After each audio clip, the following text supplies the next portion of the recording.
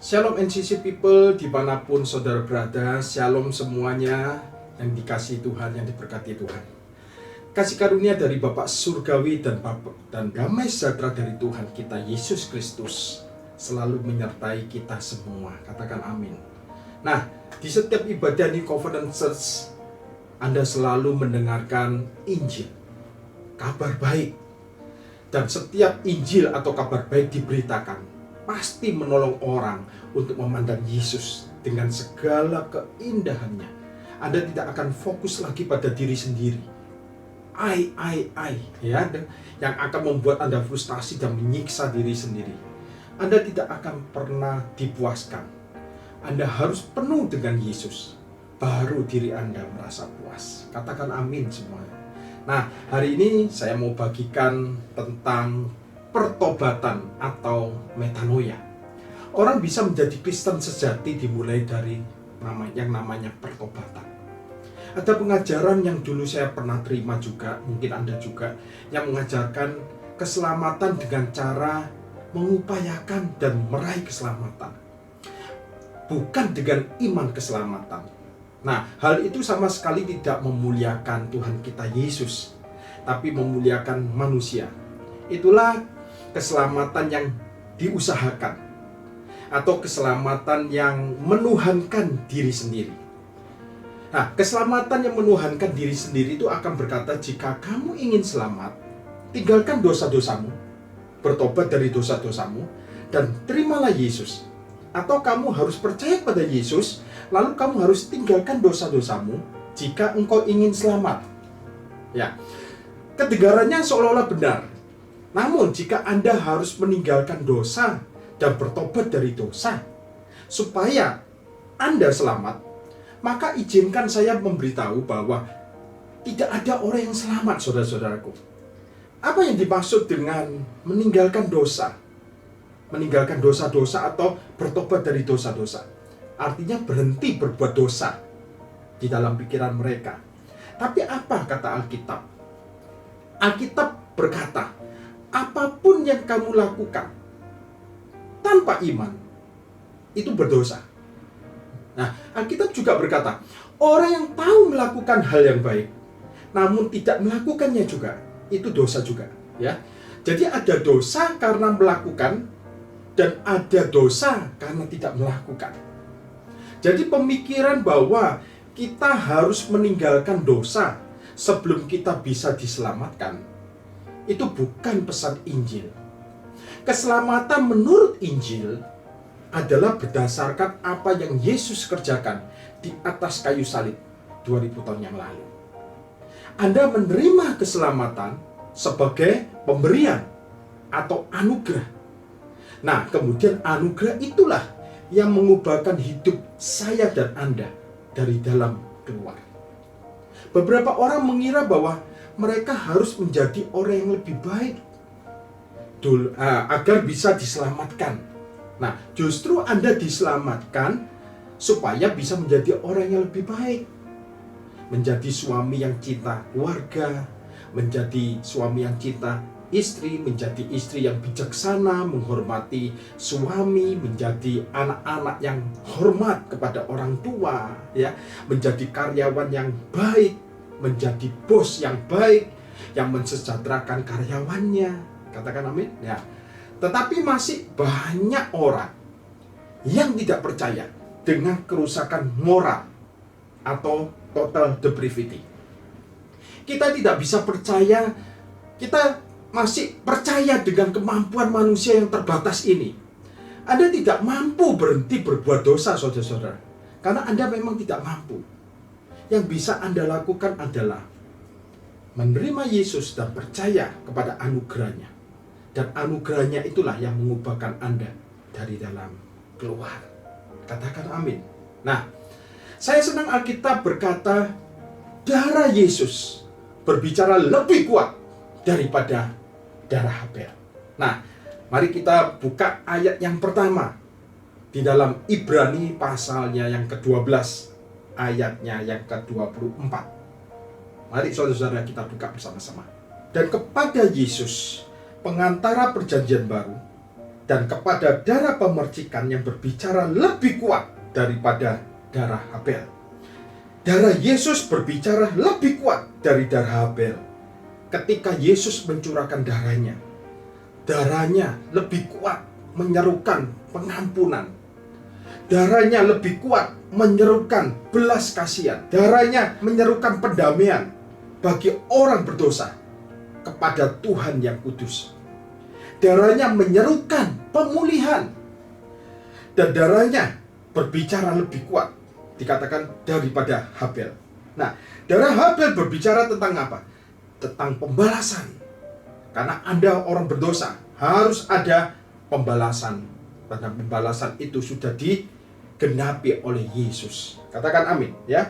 Darah Yesus berseru kepada Bapaknya, Bapa, ampunilah mereka, sebab mereka tidak tahu apa yang mereka perbuat. Oleh sebab itu kita bersyukur, karena suara dari dosa bisa berbicara keras, tapi suara pengampunan berbicara lebih keras. Katakan haleluya, amin, ya. Dunia perlu mendengarkan pengampunan tersedia melalui salib Kristus. Nah, namun pengertian yang salah tentang pertobatan menjadikan halangan bagi orang berdosa yang mau datang untuk Yesus, untuk menerima Yesus, ya, untuk pendamaian dosa mereka, sebagai pendamaian dosa mereka. Kita lebih mengutamakan pertobatan, kemudian barulah percaya dan datang kepada Yesus. Seharusnya manusia berdosa langsung datang kepada Yesus apa adanya Anda. Dialah yang mengubah nanti dari dalam keluar. Anugerahnya yang akan mempunyai kuasa untuk mengubah kita. Nah, pertobatan atau bertobat di dalam bahasa Yunaninya itu memakai kata metanoia. Saya percaya NCC People sudah mengerti tentang kata metanoia itu, yang artinya perubahan pola pikir. Nah, contoh, saya ingin makan es krim vanila dan saya akhirnya ingin makan coklat, ya. Saya sekarang mau makan coklat. Orang Yunani akan berkata, saya metanoia, aku berubah pikiran. Saya baru saja mengubah pikiran saya dari makan es krim vanila ke makan es krim rasa coklat. Itulah merubah pikiran, ya. Kadangkala kita perlu mengubah pikiran kita mengenai dosa. Kadangkala kita juga mengubah pikiran kita akan apa yang kita lakukan.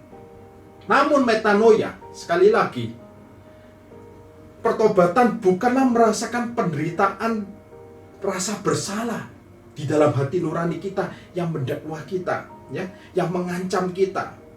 Bukan itu, saudara-saudara. Mungkin Anda bisa merasakan bersalah sesudah melakukan kesalahan, melakukan berdosa.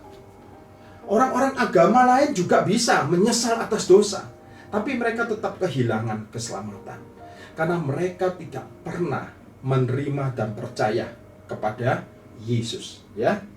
Jadi sebenarnya semua orang pernah menyesal atas dosa, ya. Semua orang pernah menyesali atas kesalahan-kesalahannya. Tapi tanpa menerima Yesus, Anda akan terhilang, ya. Bisa mungkin Anda merasa bersalah atas semua dosa Anda, tapi Anda tetap terhilang jika Anda tidak mempercayai anugerah keselamatan dari Yesus Kristus. Nah, sebenarnya semua orang di dunia ini sudah terhilang. Jika Yesus tidak datang ke dunia ini, maka semua orang akan terhilang. Nah, kita semua setelah menggunakan, misalnya menggunakan tisu, ini anggap tisu, ya. Pasti setelah kita menggunakan tisu, pasti tisu itu akan kita buang karena tisu ini sudah kotor, ya. Tapi hanya Tuhan yang tidak membuang sesuatu yang kotor, sesuatu yang najis. Katakan amin. Hanya Tuhan, Bapa kita, yang memulihkan hidup kita yang sudah kotor, yang sudah najis, dan kita dipulihkan, dibasuh oleh darah Yesus seputih salju. Katakan amin, ya. Nah, Tuhan itu adalah satu-satunya yang tidak akan membuang hal-hal yang kotor, hal-hal yang najis. Ya, namun Tuhan mengasihi hal-hal yang tercemar itu. Nah, bagaimana Tuhan bisa mengasihi hal-hal yang tercemar? Karena Tuhan mempunyai landasan, mempunyai dasar kebenaran, yaitu Sang Kristus, yang bisa menerima orang-orang durhaka, yang membenarkan orang-orang durhaka, orang-orang berdosa. Ingat, Tuhan bukan membenarkan orang benar, Dia membenarkan orang yang berdosa. Ini jauh di luar jangkauan pikiran agamawi. Ini jauh pikiran dari dunia, ya, dari jangkauan pikiran dunia. Jadi, Anda harus mengerti bahwa kasih Bapa, kasih Tuhan, tidak ada yang bisa menandingi. Bahkan kasih seorang ibu pun, ya, itu masih egois, saudara-saudara. Kasih seorang ibu itu masih bisa egois kepada anak-anaknya. Sebab seorang ibu yang mengasihi anak-anaknya itu bisa menjadi egois, karena kadang-kadang orang bisa mengasihi anaknya karena tujuannya untuk kepentingan diri sendiri. Ya, mungkin juga bapak-bapak juga, ya. Tapi tidak ada kasih yang seperti kasih Bapa. Dia menerima kita apa adanya. Dia menerima kita sepenuhnya. Katakan amin, ya.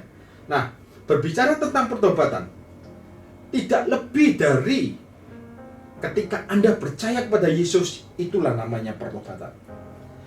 Itulah namanya Anda sedang bertobat. Anda percaya Yesus Kristus adalah Tuhan dan Juru Selamat Anda, yang mengutus anaknya yang tunggal, mati bagi kita, bagi dosa-dosa kita di atas kayu salib, untuk pengampunan dosa kita. Jadi ketika Anda berbalik kepada Tuhan Yesus Kristus, ketika Anda berbalik kepada Tuhan Yesus Kristus, punggung Anda membelakangi dosa, punggung Anda membelakangi kematian, punggung Anda membelakangi kutuk, ya, Anda membelakangi sakit penyakit juga. Ketika Anda berbalik kepada Yesus Kristus, itulah artinya bertobat. Anda berbalik kepada Yesus Kristus, ya. Intinya, bila seseorang percaya kepada Yesus, maka dia bertobat dari ketidakpercayaannya, dari ketidakpercayaannya kepada Yesus sebagai Tuhan dan Juru Selamat. Nah, itulah area pertama dari pertobatan.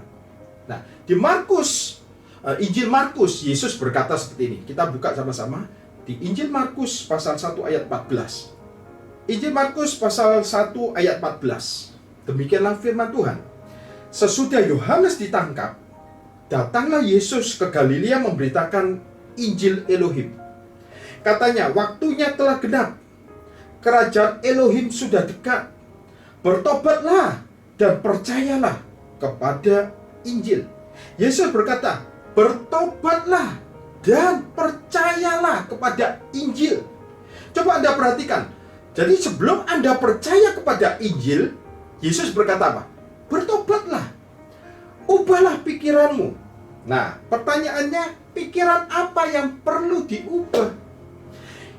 Ingat, Yesus waktu itu sedang berbicara kepada orang-orang Yahudi. Ya, garis bawahi, ya. Jadi bagi orang-orang Yahudi zaman itu, pikiran tentang apa yang harus mereka ubah? Pikiran tentang apa? Pikiran tentang Dia. Pikiran tentang Yesus Kristus. Bukan pikiran tentang moral, perbuatan-perbuatan moral. Bukan, saudara-saudara, ya. Yang perlu diubah adalah pikiran tentang Yesus saat itu. Dia adalah Mesias yang dijanjikan. Yesus seolah-olah berkata kepada mereka, ubah pikiranmu. Aku bukan orang biasa. Aku bukan diciptakan. Aku ada sebelum semuanya ada. Sebelum Bapak Abraham ada, aku sudah ada. Itu yang maksudnya. Ya, change your mind. Ubah pikiranmu, ya. Aku di sini untuk menyelamatkan kamu. Aku bukan sekedar menjadi contoh yang harus kamu tiru, yang kamu harus teladani. No, aku datang ke dunia ini untuk menggantikan kamu, untuk mati bagi dosa-dosa kamu. Change your mind, ubah pikiranmu. Yesus seolah-olah mengatakan seperti itu kepada orang-orang Yahudi, ya, untuk mengubah pikiran mereka mengenai dirinya. Anda paham, ya? Jadi konteks saat Yesus ada di sini adalah selalu tentang apa? Tentang mempercayai. Katakan, mempercayai. Mempercayai Dia dan percaya kepada Injil atau kabar baik, ya, tentang Dia yang mati bagi dosa-dosa mereka juga. Dan di sana ada juga tentang kerajaan Elohim. Dikatakan tentang kerajaan Elohim. Kerajaan Elohim sudah dekat. Yesus menawarkan sebuah kerajaan yang bukan datang dari dunia, saudara-saudara, ya, kepada orang-orang Yahudi saat itu. Bila mereka waktu itu menerima Yesus, maka kerajaan Elohim akan dikokohkan, akan dinyatakan di atas bumi ini, ya. Akan ada kerajaan Israel yang berasal dari surga. Tidak ada lagi anak yang sakit, tidak ada sakit penyakit lagi, tidak ada virus corona seperti sekarang, ya kan? Tidak ada yang mati sebelum waktunya. Akan ada firdos yang sempurna di bumi ini. Namun Yesus berkata waktu Dia ke Yerusalem, "Oh Yerusalem, Yerusalem, aku rindu mengumpulkan kamu seperti induk ayam mengumpulkan anak-anaknya di bawah sayapnya, tapi kamu tidak mau." Ya, mereka menolak Yesus kita. Kemudian Tuhan masuk ke dalam rahasia yang tersembunyi, yaitu gereja, di mana kita sekarang berada di dalamnya. Gereja yang dipakai Tuhan sekarang untuk menyatakan kerajaannya, ya, yang ada di bumi ini. Oke. Kita akan melihat apa yang Paulus beritakan ketika Paulus memberitakan Injil. Kisah Para Rasul pasal 20 ayatnya yang 20. Kita buka sama-sama. Ini adalah isi dari khotbah dari Paulus, ya. "Sungguh pun demikian, aku tidak pernah melalaikan apa yang berguna bagi kamu. Semua kuberitakan dan kuajarkan kepada kamu, baik di muka umum," Anda lihat ya, "baik di muka umum maupun dalam perkumpulan-perkumpulan di rumah kamu." Artinya dari rumah ke rumah. Anda lihat betapa pentingnya Injil diberitakan. Paulus sangat mengerti dan sangat mempercayai Injil waktu itu, sehingga ia memberitakan di muka umum dan ia memberitakan dari rumah ke rumah, saudara-saudara, ya. Kemudian ayat yang ke-21. "Aku senantiasa bersaksi kepada orang-orang Yahudi dan orang-orang Yunani, supaya mereka apa? Bertobat kepada Elohim." Perhatikan ya. "Dan percaya kepada Tuhan kita Yesus Kristus." Dikatakan supaya mereka bertobat dari dosa? No. Bertobat kepada Elohim. Berubah pola pikir mereka kepada Elohim. Jadi area pertama pertobatan adalah kepada Elohim, ya. Jadi sebelumnya mungkin Anda berpikir, oh iya, Tuhan sedang mencari-cari kesalahan Anda. Setelah Anda mengalami metanoia, Anda memiliki pikiran bahwa Tuhan selalu ingin memberkati Anda. Sebelumnya mungkin Anda berpikir, Tuhan selalu melihat kesalahanku, Tuhan selalu melawan aku, selalu mau menghukum aku, ya. Nah, setelah Anda mengalami metanoia, Anda sekarang berpikir Tuhan ada di pihakku. Katakan amin, ya. Dia tidak mengingat-ingat lagi kesalahan-kesalahanku. Ia mengirimkan anaknya yang tunggal, ya, untuk mati, menyerahkan anaknya ketika kita masih berdosa, ya. Nah, jadi pertobatan pertama yang kita alami yaitu kepada Elohim. Kemudian percaya, katakan percaya kepada Tuhan Yesus Kristus. Kata bertobat dari dosa tidak dapat ditemukan dalam perjanjian baru. Anda tidak akan dapat menemukannya, tapi ada tersirat ya, ya.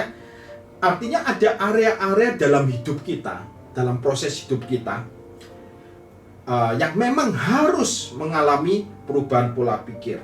Contoh, ya, ini berbicara tentang pada orang-orang percaya. Oh ya, aku harus merubah pola pikirku tentang makanan misalnya, seperti itu. Oh ya, aku harus kurangi makanan-makanan yang manis. Aku akan mengurangi makanan-makanan yang berlemak. Aku akan berhenti merokok karena itu tidak baik buat kesehatanku. Nah, meskipun aku suka itu semuanya, tapi mulai sekarang aku mengubah pikiranku, gitu ya, saudara-saudaraku ya.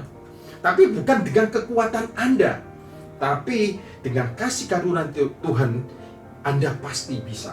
Katakan amin. Oh ya, aku harus berubah pola pikirku. Kalau aku berbicara dengan pasanganku misalnya, ya. Oh ya, kalau pasanganku berbicara, aku gak boleh menyela. Aku harus mendengarkan lebih dahulu supaya lebih bijak untuk mendengarkan apa yang dia perkatakan. Jadi ada area-area tertentu yang memang harus kita ubah pola pikir kita setelah kita selamat, ya. Jadi pertobatan itu terus terjadi terus-menerus, ya, dalam hidup kekristenan. Tapi kita tidak dapat memakai pertobatan ini untuk keselamatan. Catat sekali lagi ya. Anda tidak dapat berkata, bertobatlah dari dosa-dosamu. Kamu harus berhenti berbuat dosa. Kamu harus bertobat dari dosa. Jika kamu tidak berhenti dari dosa, kamu tidak akan diselamatkan. Tidak bisa dipakai untuk itu, ya. Tanpa Kristus, manusia tidak punya kuasa untuk menghentikan apapun juga. Apalagi untuk membebaskan dari self-centris, dari diri sendiri, ya. Kadang-kadang manusia tidak menyadari bahwa musuh yang terbesar itu adalah siapa? Ya, aku itu. Aku, me, myself, itu yang terbesar, ya. Jadi bertobat dalam konteks ini adalah percaya kepada siapa? Yesus. Kepada Tuhan Yesus Kristus sebagai Mesias. Anda tidak dapat menjadi orang yang lebih baik dulu, kemudian baru Anda diselamatkan. Anda diselamatkan lebih dahulu untuk menjadi orang yang lebih baik. Katakan amin, ya. Jadi banyak orang percaya telah merusak kabar baik dari Injil. Sama seperti seseorang yang berkata kepada Anda mungkin, ya. Mungkin orang itu akan memberikan kepada Anda suatu gift, suatu hadiah. Kamu tak kasih hadiah karena aku mengasihi kamu. Aku ngasih kamu sebuah apartemen, harganya 2 miliar loh ini ya. Ini kuncinya dan ini surat-suratnya semua. Ini free untuk kamu, free, ya. Kamu tinggal masuk, ya, full furniture, ya, full furnish, ya kan. Anda tinggal masuk aja. Tapi setiap bulan kamu harus membayar kepada aku 100.000, ya. Kalau misalnya free, kemudian ada tapi kamu harus membayar 100.000, itu bukan namanya free, itu bukan namanya anugerah, ya. Meskipun hanya 100.000, ya. Apalagi kalau cuma hanya 10.000, maka itu bukan lagi free, itu bukan lagi anugerah gratis. Orang ini baru saja merusak kabar baik. Nah, seringkali pesan ini terdengar masihan di dalam mimbar gereja Tuhan, ya. Kasih karunia itu memang free. Seperti beberapa teman saya, kalau saya mau sharing ke mereka, oh ya, kasih karunia, aku mengerti kok, aku ngerti kasih karunia. Kasih karunia memang cuma-cuma. Tapi, selalu ngomong, tapi tidak bisa dikatakan cuma-cuma kalau ada tapi mestinya, ya kan? Tapi mereka itu selalu ngomong, oh ya, memang cuma-cuma, tapi, bila gratis, bila memang benar-benar free, ya, jangan katakan gratis tapi, jangan katakan free tapi, ya kan? Jadi ada pesan yang terselip di sana, ya, yang terselip di sana meskipun hanya 100.000, bahkan hanya 10.000 per bulan, ya, 100.000 rupiah per bulan atau 10.000 per bulan, Anda telah merusak seluruhnya, ya, merusak kabar baik itu, ya. Nah, jadi pesan campuran inilah yang masih terus-menerus disampaikan di dalam tubuh Kristus, dan kita bersyukur di gereja New Covenant Church tidak ada pesan campuran lagi. Katakan amin. Dan kita tidak heran mengapa orang-orang mayoritas gereja Tuhan tidak lagi gembira ketika mendengarkan kabar baik. Mereka tidak ingin menceritakan kepada sahabat-sahabatnya, kepada teman-temannya, pada kerabatnya. Nah, maksud saya seperti ini. Kalau Anda punya berita baik, tentu Anda ingin menceritakan kepada orang lain toh, ya kan? Bila Anda menemukan tempat makan yang makanannya enak misalnya, ya, Kemudian Anda merasakan enaknya makanan itu, sedapnya makanan itu.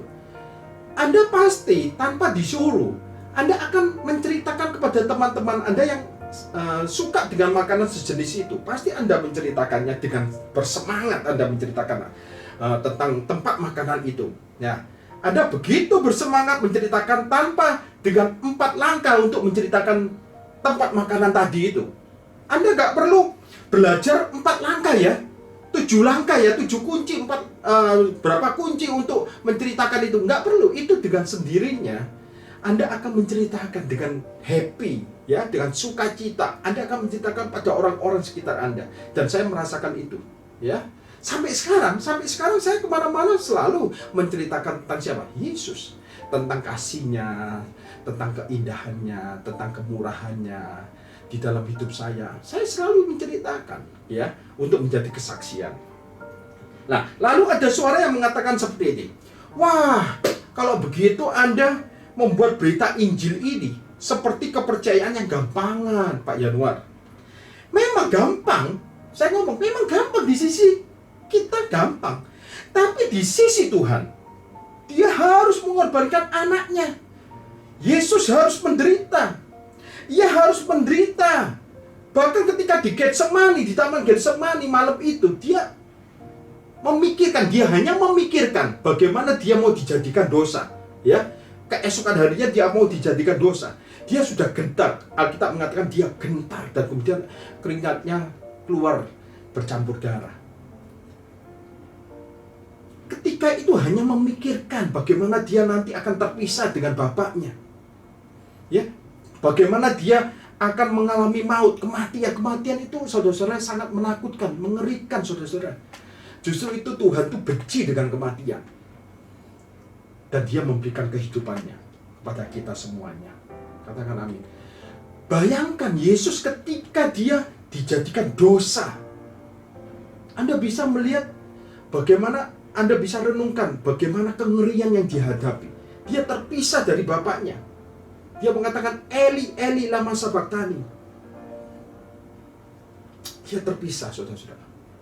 Dia menggantikan Anda dan saya untuk menghadapi maut itu, supaya Anda tidak akan pernah menghadapi maut. Katakan amin, ya. Supaya Anda tidak akan menghadapi kematian lagi, tapi Anda akan menghadapi kehidupan kekal untuk selama-lamanya. Nah, Alkitab berkata seperti demikian, saudara-saudara. Anda bisa bayangkan sendiri, ya. Nah, kemudian jadi jangan katakan bahwa kepercayaan yang gampangan, ya. Memang gampang untuk kita. Puji Tuhan, gampang untuk kita. Luar biasa. Tapi manusia ya sama lah. Manusia mesti ada sifat kodratinya. Manusia sudah rusak total itu seperti itu. Kalau memang bisa dibuat susah, ngapain dibuat gampang gitu ya. Padahal Tuhan tuh sudah buat gampang buat keselamatan diberikan kepada manusia, tapi manusia sendiri yang membuat sulit, ya. Gampang tapi bukan murahan, saudara-saudara, ya. Gampang tapi bukan murahan. Selalu ada yang berkata kepada kita, mereka berusaha menjadikan keselamatan itu mahal bagi kita, ya, supaya kita bisa berkata nanti ketika kita sudah meninggalkan semuanya, meninggalkan dunia ini, dan kita bertemu dengan Tuhan, seolah-olah kita akan bisa berkata kepada Tuhan, Tuhan, tidakkah Engkau senang memiliki aku sekarang? Ya, mereka membuat keselamatan itu begitu mahal supaya mereka bisa berbangga nanti kalau ketemu Tuhan. Ya, memang seperti itu. Ya, faktanya memang seperti itu di dalam hati mereka. Nah, dalam bahasa Ibrani kata bertobat itu memakai kata tesufah. Katakan tesufah, ya. Mungkin Anda sudah mengerti, tapi tidak ada salahnya saya ulangi lagi. Suf artinya berbalik arah. Suf, ya, berbalik kepada siapa? Sufah, para berbalik kepada he, ya. Jadi diakhiri dengan kata he, sufah, he, ya, yang berarti berbalik kepada he. He di sini adalah angka kelima dari urutan abjad Ibrani. Kita semua sudah tahu, he adalah angka kasih karunia, ya. juga adalah nafas Tuhan. Ketika Tuhan memberikan nafas kepada manusia pertama, dia mengembuskan nafasnya, maka manusia menjadi makhluk yang hidup. Ya, jadi bertobat dalam bahasa Ibrani-nya artinya sufa, berbalik kepada kasih karunia. Jadi tiap kali Anda berbalik kepada kasih karunia, Anda bertobat. Ya, itulah namanya pertobatan. Itulah namanya tesufah dalam bahasa Ibrani. Nah, saat Petrus berkhotbah di rumah Kornelius, kita tahu sendiri di rumah Kornelius, tahukah Anda Petrus tidak pernah memakai kata bertobatlah. Ya. Ayo kita lihat, ayo kita buka Kisah Para Rasul pasalnya yang 10 ayat yang ke-43. Kita buka Kisah Para Rasul pasal 10 ayatnya yang ke-43. Tentang dialah semua nabi bersaksi bahwa barang siapa percaya kepadanya, ia akan mendapat pengampunan dosa oleh karena namanya. Anda perhatikan ya, tidak ada kata bertobat di sini ya. Lalu ayat yang ke-44. Ketika Petrus sedang berkata demikian, turunlah Roh Kudus ke atas semua orang yang mendengarkan pemberitaan itu. Jadi ketika Petrus berkhotbah tidak ada kata pertobatan digunakan sana. Berarti kan juga saat Petrus berkhotbah di hari Pentakosta di halaman Bait Allah waktu itu, Petrus tidak menggunakan kata bertobatlah juga. Ya, dia sedang berbicara kepada orang-orang Yahudi saat itu. Mari kita baca Kisah Para Rasul pasal 2 ayat 21 sampai 23 nanti. Oke? Saya akan bacakan. Dan barang siapa yang berseru kepada nama Tuhan akan diselamatkan. Hai orang-orang Israel, dengarlah perkataan ini.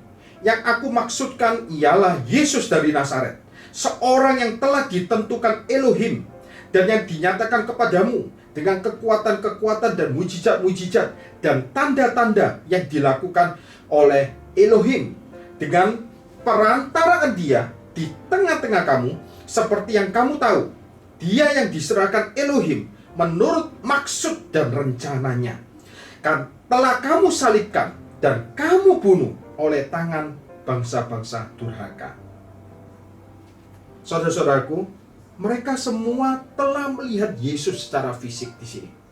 Mereka ini bangsa-bangsa orang Yahudi, tapi tetap saja menyalibkan dia. Ya, sebagai bangsa mereka harus bertobat, yakni mengubah pikiran mereka mengenai siapa? Ya, mengenai Yesus dan menerima anugerah Roh Kudus. Nah, seringkali kata pertobatan itu tidak ada memang, tetapi pertobatan tetap terjadi, saudara-saudara. Ya, hanya saja tidak disebutkan. Ya, yang ada hanya percaya.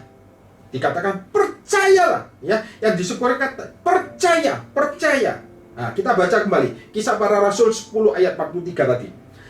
Kita baca kembali tentang dialah, tentang Yesus ya. Semua nabi bersaksi bahwa barang siapa percaya kepadanya, ia akan mendapat pengampunan dosa oleh karena namanya. Katakan percaya ya. Jadi ketika Paulus di Antiokhia, dia juga berkhotbah. Kisah Rasul pasal 13 ayat 38 dan 39. Kita buka sama-sama. Paulus ketika waktu itu di Antiokhia. 13 yang ayatnya yang ke-38. Jadi ketahuilah hai saudara-saudara, oleh karena dialah maka diberitakan kepada kamu pengampunan dosa. Dan di dalam dialah, ini ayat ke-39, dan di dalam dialah setiap orang yang percaya memperoleh pembebasan dari segala dosa yang tidak dapat kamu peroleh dari hukum Musa. Anda baru mendengarkan khotbah Rasul Paulus. Dalam khotbah itu Paulus tidak menggunakan kata bertobatlah, tapi di sana mereka semuanya bertobat. Sama seperti Petrus tadi waktu di rumahnya Kornelius. Kornelius Anda harus tahu, dia adalah orang Gentile, orang non-Yahudi.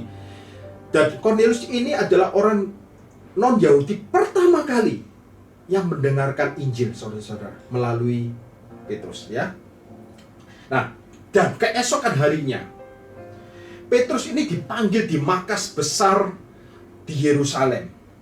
tempat pendeta-pendeta Yahudi dan bisop-bisop orang Yahudi itu berkumpul untuk ditanyai Petrus, ya kan? Karena mereka beranggapan bahwa Injil itu hanya diberitakan untuk orang Yahudi, tapi kenapa Petrus memberitakan kepada orang Gentile, orang non-Yahudi, ya? Dan Petrus waktu itu bersaksi. Mari kita lihat, ya, memberikan kesaksiannya. Kisah Para Rasul pasal 11. Ayat yang pertama dulu, ya. Judul perikopnya adalah Petrus mempertanggungjawabkan baptisan Kornelius di Yerusalem. Itu judulnya. Ayat 1. Rasul-rasul dan saudara-saudara di Yudea mendengar bahwa bangsa-bangsa lain juga menerima firman Elohim. Ayat yang kedua. Ketika Petrus tiba di Yerusalem, orang-orang dari golongan yang bersunat berselisih pendapat dengan dia. Ya, perhatikan, golongan yang bersunat berarti orang-orang Yahudi. Kata mereka, engkau telah masuk ke rumah orang-orang yang tidak bersunat, orang Gentile, dan makan bersama-sama dengan mereka. Tetapi Petrus menjelaskan segala sesuatu berturut-turut. Ya, jadi waktu itu Petrus kemudian menjelaskan, dia bersaksi ketika dia bercerita bahwa ketika dia berdoa, kemudian dia melihat ada makanan yang turun dari atas langit, ya, dari atas langit rumah-rumahnya yang berisi makanan najis. Kemudian Tuhan, ada suara Tuhan ngomong, makanlah, ya kan? Anda tahu sendiri ceritanya, Anda baca sendiri. Nah, bukan tentang makanan itu tentang orang kafir, ya, orang kafir, yaitu Kornelius. Jadi Petrus waktu itu diutus oleh Tuhan untuk menginjili Kornelius, ya. Lalu kemudian Petrus menceritakan kepada mereka, rasul-rasul dan saudara-saudara seiman. Mereka ini orang percaya loh, ya, orang Yahudi yang percaya loh, ya. Nah, kemudian Petrus menceritakan. Kemudian mereka memandang Yesus, memandang Petrus semuanya. Dan inilah yang mereka katakan kepada Petrus. Kisah Para Rasul 11 ayat 15. Kita buka. Kisah pasal 11 ayat 15. Dan ketika aku mulai berbicara, ini percakapan Petrus dulu. Turunlah Roh Kudus ke atas mereka, sama seperti dahulu ke atas kita. Ayat 16, maka teringatlah aku akan perkataan Tuhan. Yohanes membaptis dengan air, tetapi kamu akan dibaptis dengan Roh Kudus. Ayat ke-17, jadi jika Elohim memberikan karunia-Nya kepada mereka sama seperti kepada kita, pada waktu kita mulai percaya kepada Yesus Kristus, bagaimana mungkin aku mencegah dia? Ketika mereka mendengarkan hal itu, mereka menjadi tenang, lalu memuliakan Elohim. Katanya, jadi kepada bangsa-bangsa lain juga Elohim mengaruniakan pertobatan yang memimpin kepada hidup. Anda lihat, ya, apakah ada kata pertobatan dipakai dalam khotbah Petrus? Tidak ada, saudara-saudara. Tapi mereka melihat ada pertobatan yang memimpin kepada hidup. Ya, Anda bisa mengerti, ya. Petrus sama sekali tidak memakai kata bertobatlah, bertobatlah, bertobatlah. Tapi faktanya, ya, Kornelius dan seisi rumahnya waktu itu, ya, akhirnya bertobat. Nah, pertobatan itu memimpin kepada kehidupan. Luar biasa, saudara-saudara, ya. Khotbah yang diurapi oleh Roh Kudus itu adalah khotbah yang mengubah pola pikir, saudara-saudara. Katakan amin, ya. Yang khotbah yang diurapi Roh Kudus adalah khotbah yang selalu mengubah pola pikir kita. Oke. Sebagai penutup di bagian ini, Anda tahu nggak? Injil itu ada 4. Injil Matius, Injil Markus, Injil Lukas, dan Injil apa? Yohanes, ya. Dari keempat Injil ini, saya mau bertanya kepada Anda, mana yang paling banyak yang dicetak dalam buku-buku kecil? Mana yang paling banyak? Lalu dibagi-bagikan kepada orang. Mana yang paling banyak yang dicetak? Mana yang paling banyak diterbitkan? Mana yang paling banyak dibagi-bagikan kepada orang dalam bentuk-bentuk buku kecil? Injil Yohanes, saudara-saudara, ya. Semua orang pasti tidak asing ketika mendengarkan Injil Yohanes. Pasti Yohanes adalah Injil, ya. Secara insting, orang semua tahu bahwa kitab Yohanes adalah Injil, ya. Supaya apa? Supaya orang kalau misalnya mau menginjili orang, biasanya mengambil ayat-ayat itu kebanyakan dari Injil Yohanes, saudara-saudara. Ya, contoh di Injil Yohanes ada perkataan Yesus yang tidak ada di dalam Injil Matius, Markus, Lukas. Ya, di Injil Sinoptik itu tidak ada perkataan ini. Yaitu Yesus berkata, "Akulah jalan, kebenaran, dan hidup. Tidak ada satu orang pun datang ke rumah Bapakku tanpa melalui aku." Nah, nggak ada itu, saudara-saudara. Nah, kemudian Yesus sedang menjelaskan bahwa sebelum Abraham ada, aku ada. Pada mulanya firman. Dan firman itu bersama-sama dengan Elohim. Dan firman itu adalah Elohim. Ya. Jadi semua itu terdapat di Injil Yohanes, saudara-saudara. Nah, kita mau melihat apa yang tertulis di dalam Injil Yohanes, ya. Yohanes pasal 20 ayat 31. Saya akan membawa Anda untuk melihat. Tetapi semua yang tercantum di sini telah tercatat, ya. Tetapi semua yang tercantum di sini telah dicatat supaya kamu percaya bahwa Yesuslah Mesias, Anak Elohim, dan supaya kamu oleh imanmu memperoleh hidup dalam namanya. Anda bisa lihat, tetapi semua yang tercantum di sini, artinya di Injil Yohanes, telah dicatat supaya kamu percaya. Bukan supaya kamu bertobat dan percaya, supaya kamu percaya bahwa Yesuslah Mesias, Anak Elohim, dan supaya kamu oleh imanmu memperoleh hidup dalam namanya. Hanya dengan menceritakan dan mendengar tentang Yesuslah, iman seseorang akan tumbuh dan otomatis membawa kepada yang namanya pertobatan. Nah, apakah Anda juga tahu, di dalam seluruh Injil Yohanes, tidak ada satu kata pun tentang kata bertobat. Ya, tidak ada satu pun. Anda bisa searching, ya, pakai kata repent, bahasa Inggrisnya repent, jangan bertobat. Kalau Anda searching bertobat, kayaknya ada satu, tapi terjemahan bahasa Indonesia kurang tepat. Anda ketik repent, ya, dan searching di Injil Yohanes, tidak akan Anda temukan, ya, kata repent atau bertobat. Semuanya memakai kata percaya, mempercayai, mempercayakan, dan itu muncul 85 kali, saudara-saudara. Kata bertobat, repent, tidak pernah muncul di Injil Yohanes. Padahal Injil Yohanes ditulis untuk orang-orang, supaya orang-orang percaya kepada Yesus Kristus.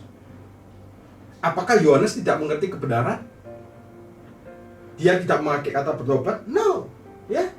Dia cukup menggunakan kata percayalah, percaya, mempercayai, ya. Karena ketika orang mempercayai Yesus, sebenarnya adalah bertobat. Anda tidak dapat percaya tanpa bertobat, ya. Ketika Anda percaya, berarti Anda sedang bertobat. Anda sedang merubah pikiran Anda, ya. Kalau ada orang yang mengatakan, wah, hidup kekristenan itu sulit, ya. Itu karena apa? Karena orang-orang Kristen sendiri tidak mengerti apa arti dari pertobatan itu sebenarnya. Apa artinya bertobat itu sebenarnya. Dan mereka selalu mengatakan pada orang-orang yang belum Kristen, bertobat itu mereka mengatakan selalu berhenti berbuat dosa, ya. Artinya meninggalkan dosa, berpaling dari dosa. Dan mereka yang terikat oleh dosa, mereka pasti punya pikiran yang seperti ini, saudara-saudara. Aduh, susah ya menjadi orang Kristen, ya. Wah, sulit kalau gitu jadi orang Kristen, ya. Ya. Jadi ketika Anda tidak mengerti arti kata bertobat yang sebenarnya sesuai dengan konteks Alkitab, Anda akan menghalangi orang sesungguhnya untuk menerima Yesus, ya. Jadi ini sangat-sangat bahaya sesungguhnya. Oleh sebab itu saya mengajarkan tentang khususnya tentang pertobatan ini, ya. Sehingga kalau ada orang yang mengatakan kepada kita, waduh, menjadi Kristen itu sulit, ya. Kalau ada orang mengatakan seperti itu, saya akan berkata seperti ini. Ya, tapi sesungguhnya menjalani kehidupan kekristenan itu tidak sulit, saudara-saudara. Ya, saya akan mengatakan seperti itu. Tidak sulit, tapi sesuatu yang mustahil. sesuatu yang tidak mungkin. Nah, mengapa? Sebab kita gak bisa melakukan mustahil, kita bisa berhenti berbuat dosa, saudara. Ya, sesuatu yang mustahil. Tapi hanya satu orang yang dapat melakukannya. Namanya Yesus. Namanya Yesus. Artinya Anda tinggal tenang di dalam Dia. Ia yang akan bekerja di dalam kita. Dia akan bekerja melalui kita. Ya, dan kita akan menghasilkan buah-buah kebenaran. Ya. Kita akan mengeluarkan buah-buah kebenaran. Ya. Yang menghasilkan adalah Tuhan. Nah, jadi setiap Anda membaca, setiap Anda mendengar firman tentang Kristus, sesungguhnya Anda sedang bertobat. Anda sedang mengubah pola pikir Anda. Tentang siapa? Tentang Dia. Tentang Yesus. Tentang gembala kita.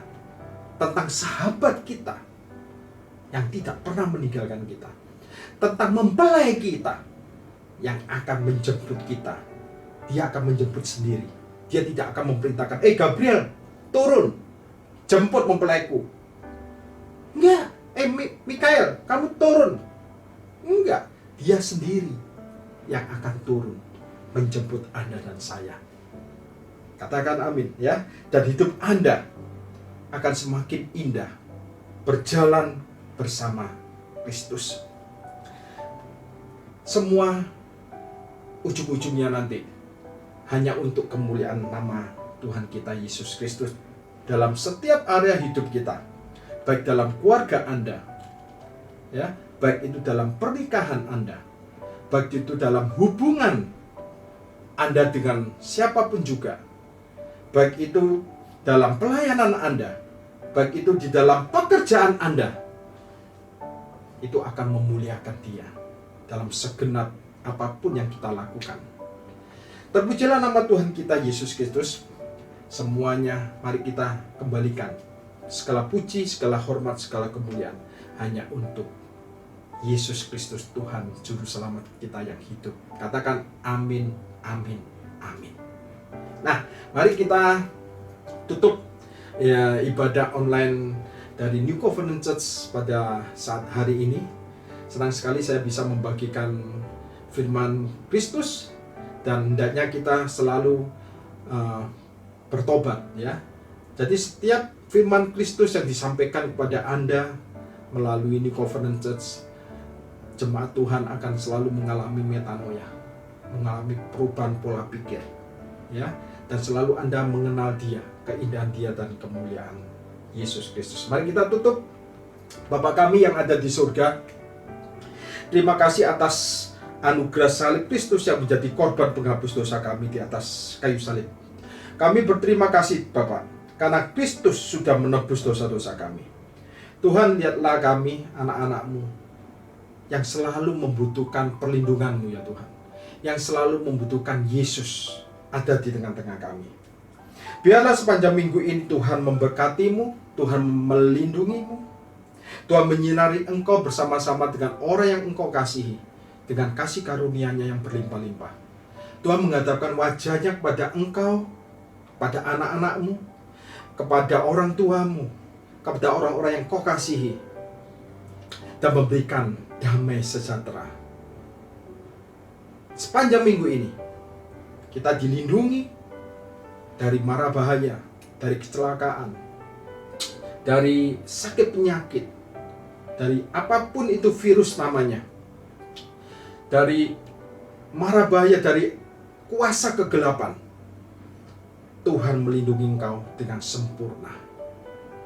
Dan semuanya itu karena Dia mengasihi Anda, mengasihi orang-orang yang Anda cintai. Hanya di dalam nama Tuhan Yesus Kristus kami sudah mengucap syukur dan berdoa. Amin. Tuhan Yesus memberkati kita semua.